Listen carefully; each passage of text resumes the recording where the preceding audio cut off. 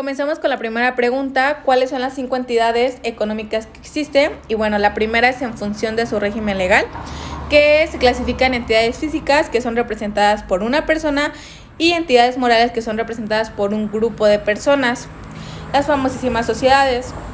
Después, en función de su objetivo, igual se clasifican en dos: la primera, entidad lucrativa, que son las que perciben un incremento económico importante, y las no lucrativas, que son aquellas que tienen como objetivo algo de carácter social.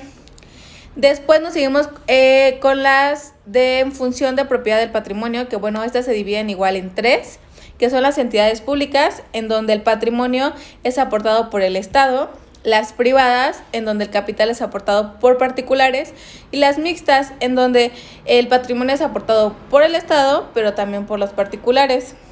Después nos seguimos con la clasificación de la entidad según su actividad o giro. Ahí se clasifican en 5. La primera es la industrial, que bueno, la actividad primordial de este tipo de empresas es la producción de bienes mediante la transformación de la materia o extracción de la materia prima. Después siguen las extractivas, que bueno, es cuando se dedican a la explotación de bienes naturales, ya sea renovables o no renovables. Nos seguimos con las manufactureras, que bueno, son empresas que transforman la materia prima en productos terminados, y a su vez se divide en consumo final o de producción. Después nos seguimos con las comerciales, que bueno, son intermediarias entre el productor y el consumidor. Y bueno, su función primordial es la compra y la venta de los productos terminados.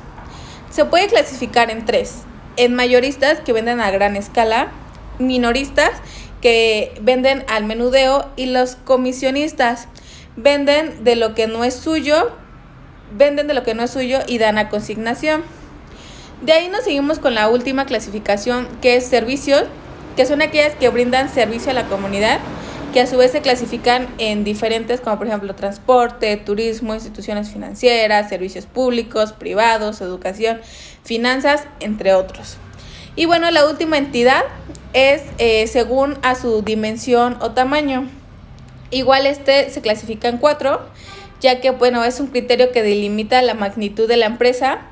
Y bueno, la primera es la microempresa, es tener 10 o menos trabajadores; pequeña empresa, un número de empleados entre 11 y 50; mediana empresa, entre 51 y 250 trabajadores; y la gran empresa, que es hasta más de 250 trabajadores. Bueno, continuamos con la siguiente pregunta, que nos dice: ¿por qué se considera que cada una de las entidades mencionadas es una entidad económica? Bueno, se considera una entidad económica por las características. Recordemos que una característica es el valor económico de la organización, que es determinado por el conjunto de los recursos humanos, materiales, financieros, los cuales están integrados, entre otros, los siguientes que voy a mencionar: los activos tangibles e intangibles, capital de trabajo e intelectual, fuerza de trabajo, conocimiento del negocio, recursos monetarios en cuentas bancarias y mercancía. Otra de las características por las cuales se puede identificar como una entidad económica, la clasificación mencionada, es que esa unidad, bueno, más bien la unidad, establece un órgano centralizado para la toma de decisiones que afectan directamente a la organización.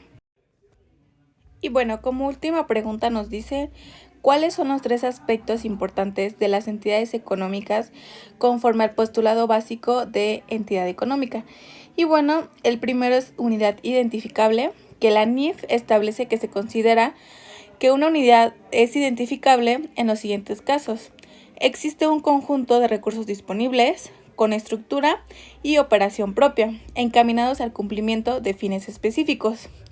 La segunda son los recursos propios, que bueno, son las aportaciones de los socios que suscriben el capital de una empresa, más las reservas que constituyen para hacer frente a situaciones extraordinarias, y los beneficios generados que no hayan distribuido en forma de dividendos entre sus accionistas.